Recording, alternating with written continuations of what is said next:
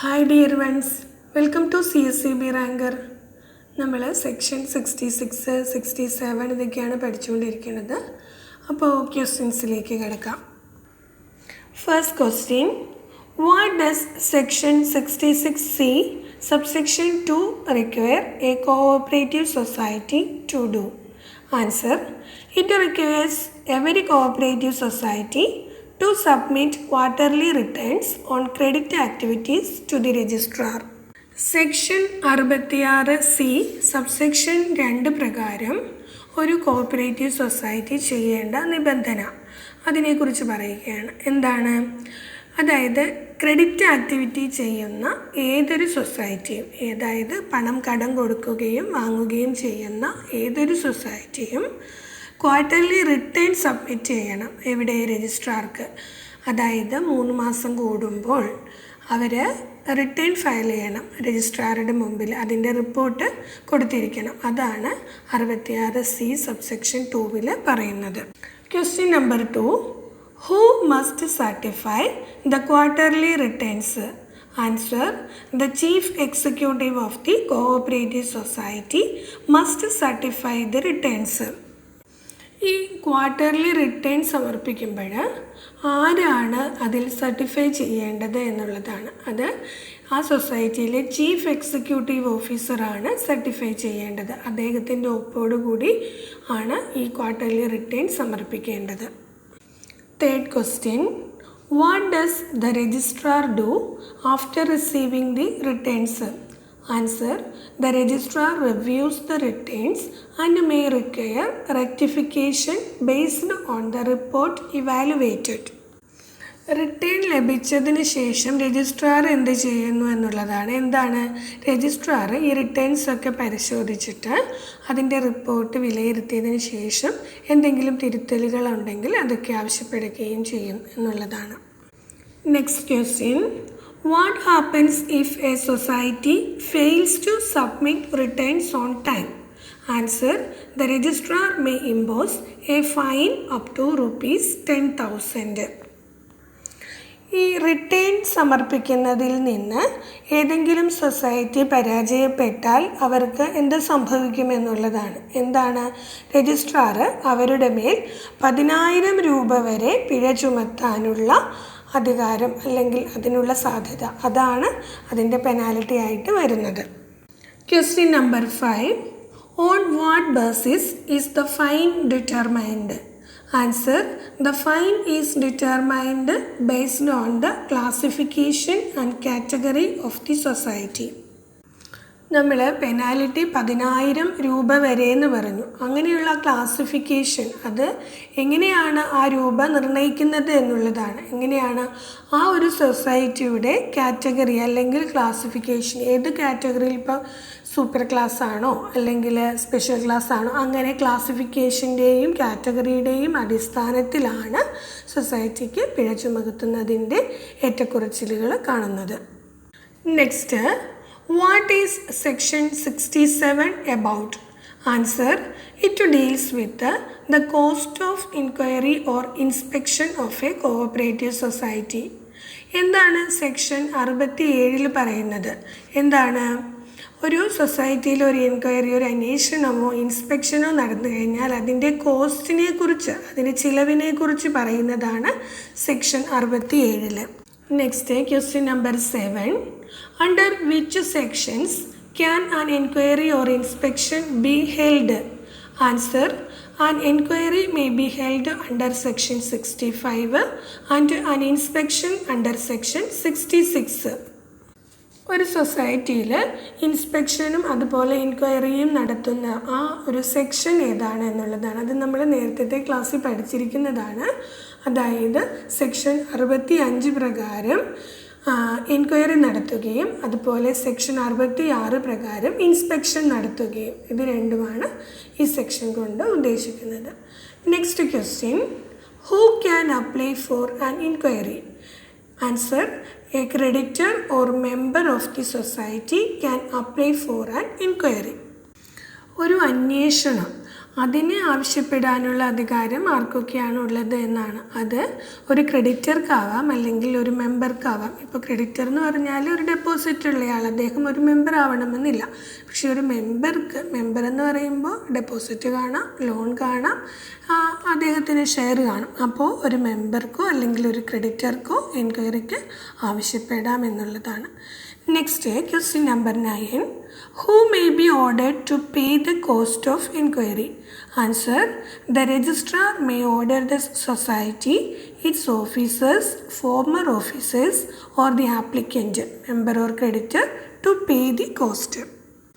ഈ എൻക്വയറിയുടെ കോസ്റ്റ് അല്ലെങ്കിൽ ചിലവ് അത് ആരൊക്കെ വഹിക്കേണ്ടി വരുമെന്നുള്ളതാണ്. അതിപ്പോൾ സൊസൈറ്റി, ചില സാഹചര്യങ്ങളിൽ സൊസൈറ്റി തന്നെ ആ ചിലവ് ഏറ്റെടുക്കേണ്ടതായിട്ട് വരും, അല്ലെങ്കിൽ അവിടുത്തെ ഓഫീസേഴ്സ്, അതുമല്ലെങ്കിൽ നേരത്തെയുള്ള ഓഫീസേഴ്സ്, അതുമല്ലെങ്കിലോ ആപ്ലിക്കൻ്റ്, അത് മെമ്പറോ ക്രെഡിറ്ററോ ആവാം. അവരിൽ ആർക്ക് വേണേലും അത് ആ സാഹചര്യം അനുസരിച്ചിട്ട് കോസ്റ്റ് രജിസ്ട്രാറാണ് ഓർഡർ ചെയ്യുന്നത്. ഇന്ന ആൾ അല്ലെങ്കിൽ ഓഫീസേഴ്സോ അല്ലെങ്കിൽ സൊസൈറ്റിയോ അത് ആ എൻക്വയറിയുടെ സ്വഭാവം അനുസരിച്ചിട്ട് ആർക്കാണോ ആരുടെ മേലാണോ വരുന്നത് അത് രജിസ്ട്രാറാണ് പറയുന്നത്. ഇനി നമുക്ക് അടുത്ത സെക്ഷനിലോട്ട് കിടക്കാം. Section 68 surcharge. Section 68 subsection 1. If in the course of an audit, inquiry, inspection or the winding up of a society or on the basis of the report of the vigilance officer, it is found that any person who is or was entrusted with the organization or management of such society or who is or has at any time been an officer or an employee of the society has made any payment contrary to the act and the rules or the bylaws or has caused any loss or damage in the assets of the society by breach of trust or willful negligence or mismanagement or has misappropriated or fraudulently retained any money or other property belonging to such society or has destroyed or caused the destruction of the records, the registrar may, of his own motion or on the application of the committee, liquidator or any creditor, inquire himself or direct any person authorized by him by an order in writing in this behalf to inquire into the conduct of such person. Section 68 സർചാർജിനെ കുറിച്ചാണ് പറയുന്നത്. Audit, enquiry, inspection അല്ലെങ്കിൽ winding up ആവുന്ന സമയത്തൊക്കെ അല്ലെങ്കിൽ vigilance ഓഫീസറുടെ റിപ്പോർട്ടിൻ്റെ അടിസ്ഥാനത്തിൽ ഒരു സൊസൈറ്റിയുടെ മാനേജ്മെൻറ്റിനോ അല്ലെങ്കിൽ സംഘടനയ്ക്കോ ഏതെങ്കിലും ചുമതലപ്പെടുത്തിയിരിക്കുന്ന ഒരു വ്യക്തി, അതായത് മാനേജ്മെൻറ്റിൽ ഉൾപ്പെടുത്തിയിരിക്കുന്ന ഒരു വ്യക്തി എന്തൊക്കെ ചെയ്താൽ ആക്റ്റോ അല്ലെങ്കിൽ റൂളോ അല്ലെങ്കിൽ ബൈലോയോ അവയ്ക്ക് വിരുദ്ധമായിട്ട് പണം ഉപയോഗിക്കുകയോ പണം അടയ്ക്കുകയോ ഒക്കെ ചെയ്തെന്നാൽ, പിന്നെ വിശ്വാസവഞ്ചന, അതുപോലെ മനഃപൂർവ്വമായിട്ടുള്ള അശ്രദ്ധ, പിന്നെ തെറ്റായ മാനേജ്മെൻറ്റ് ഇവയെ മൂലം സൊസൈറ്റിക്ക് നഷ്ടം വരുത്തിയാൽ, അതുപോലെ തന്നെ സൊസൈറ്റിയുടെ പണം ദുരുപയോഗം ചെയ്താൽ അല്ലെങ്കിൽ വഞ്ചനാപരമായിട്ട് കൈവശം വെച്ചാൽ, പിന്നെയോ രേഖകളൊക്കെ നശിപ്പിച്ചാൽ, ഇങ്ങനെയുള്ള സമയത്ത് രജിസ്ട്രാർക്ക് സ്വമേധയാലോ അല്ലെങ്കിൽ കമ്മിറ്റിയുടെയോ ലിക്വിഡേറ്ററുടെയോ ക്രെഡിറ്ററുടെയോ അപേക്ഷ പ്രകാരം ഒന്നുകിൽ സ്വയം അന്വേഷണം നടത്താം, അതുമല്ലെങ്കിൽ ഒരാൾക്ക് റിട്ടേൺ എഴുതി കൊടുത്തുകൊണ്ട് ആ ഒരു ഉത്തരവ് ഇറക്കിക്കൊണ്ട് മറ്റൊരാളെ അധികാരപ്പെടുത്തി അന്വേഷണം നടത്താം. അതായത് ചുരുക്കി പറഞ്ഞാൽ സൊസൈറ്റിയുടെ മാനേജ്മെൻറ്റിൽ ഉൾപ്പെട്ടിട്ടുള്ള ഒരാൾ അല്ലെങ്കിൽ ഒരു കൂട്ടം ആളുകൾ നിയമവിരുദ്ധമായ പണമിടപാടോ അല്ലെങ്കിൽ സ്വത്ത് ദുരുപയോഗം ചെയ്താലോ അതുമല്ലെങ്കിൽ രേഖകൾ നശിപ്പിച്ചാലോ രജിസ്ട്രാർക്ക് നേരിട്ടോ അല്ലെങ്കിൽ മറ്റൊരാളെ നിയോഗിച്ചുകൊണ്ടോ അന്വേഷണം നടത്താനുള്ള അധികാരമുണ്ട് എന്നുള്ളതാണ്. Next section 68 subsection 2.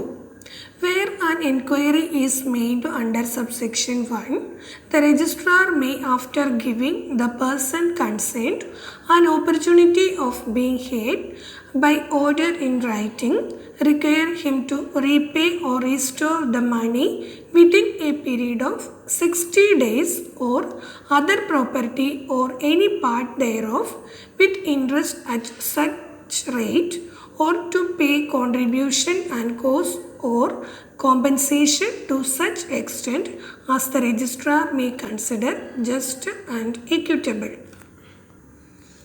provided that such period may, at the discretion of the registrar and for reasons to be recorded in writing, be extended from time to time, however that the extended period shall not exceed 60 days. Section 68(2) പറയുന്നു, section 68(1) പ്രകാരം ഒരു അന്വേഷണം നടന്നാൽ registrar അതുമായി ബന്ധപ്പെട്ട വ്യക്തിക്ക് വാദം കേൾക്കാനുള്ള ഒരു അവസരം, അയാൾക്ക് പറയാനുള്ളതും കൂടെ കേൾക്കാനുള്ള ഒരു അവസരം നൽകും. എന്നിട്ട് റിട്ടേൺ ഓർഡറിലൂടെ 60 ദിവസത്തിനുള്ളിൽ അല്ലെങ്കിൽ രജിസ്ട്രാർ നിശ്ചയിക്കുന്ന ഒരു കാലയളവത്തിനുള്ളിൽ സൊസൈറ്റിക്ക് നൽകാനുള്ള പണം തിരികെ പലിശ സഹിതം നൽകാനുള്ള ഓർഡർ, അത് നീതിയുക്തമായിട്ടുള്ള ഒരു നഷ്ടപരിഹാരം അത് അടയ്ക്കാനായിട്ട് നിർദ്ദേശിക്കാം. അത് പിന്നെ പറയുന്നത് രജിസ്ട്രാർക്ക് ഇതിൻ്റെ കാരണങ്ങൾ രേഖപ്പെടുത്തി ഈ കാലാവധി വീണ്ടും വീണ്ടും നീട്ടാനൊക്കെ കഴിയും. പക്ഷേ മൊത്തം കാലയളവ് 60 ദിവസത്തിൽ കൂടാനൊന്നും പാടില്ല. അങ്ങനെയാണ് ഇവിടെ പറയുന്നത്. Next section 68 subsection 3.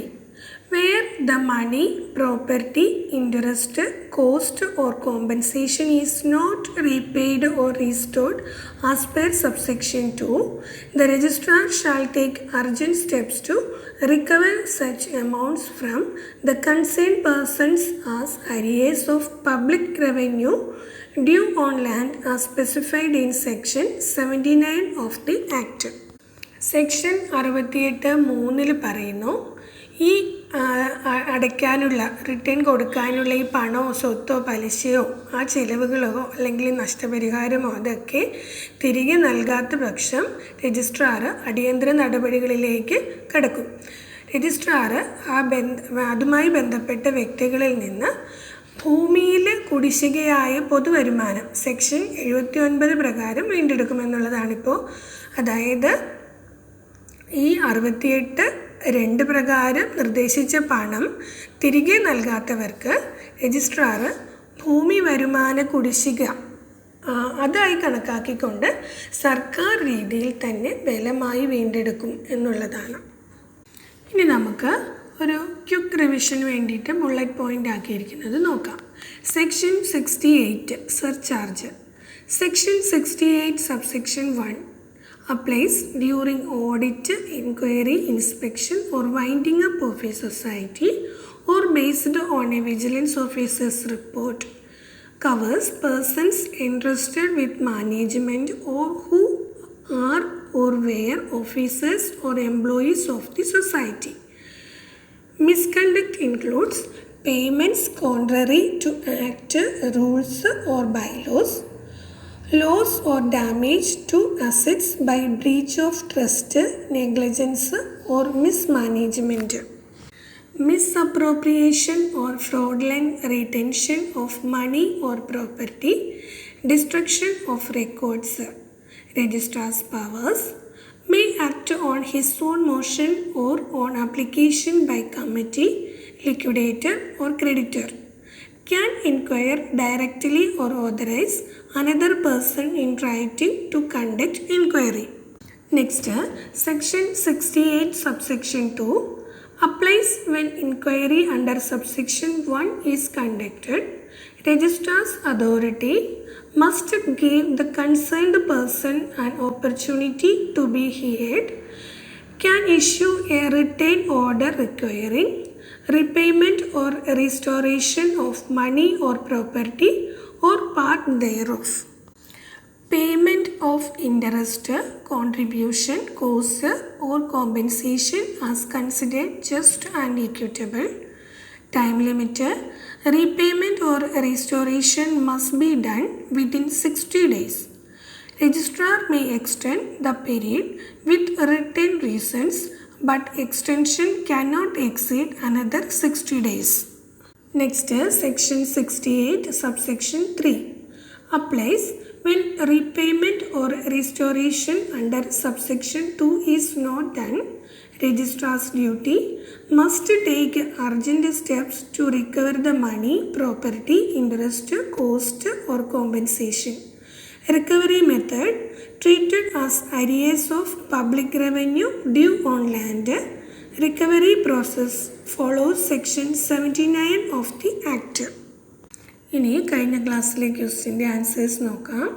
The constitution describes India as a answer union of state. Next meaning of സോളിലോക്വി.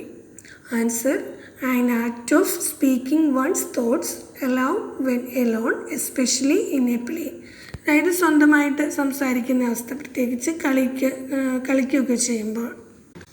Next question, insert the correct missing number from the choices given below. 149, 175, 203 and dash. Answer is 233. എങ്ങനെയാണ്? 12ൻ്റെ സ്ക്വയറിനോട് 5 കൂട്ടുമ്പോൾ 149 കിട്ടുന്നു. 13ൻ്റെ സ്ക്വയറിനോട് 6 കൂട്ടുമ്പോൾ 175 കിട്ടുന്നു. 14ൻ്റെ സ്ക്വയറിനോട് 7 കൂട്ടുമ്പോൾ 203 കിട്ടുന്നു. Next 15ൻ്റെ സ്ക്വയറിനോട് 8 കൂട്ടുമ്പോൾ 233 കിട്ടുന്നത്. That is the answer. Now your turn to answer. Which country is known as the land of rising sun? Next, meaning of humdinger. Next, find the missing number. 9, 19, 37, 75 and dash. Then 299. Leave your answer in the comment box and stay tuned for the next episode. Thank you.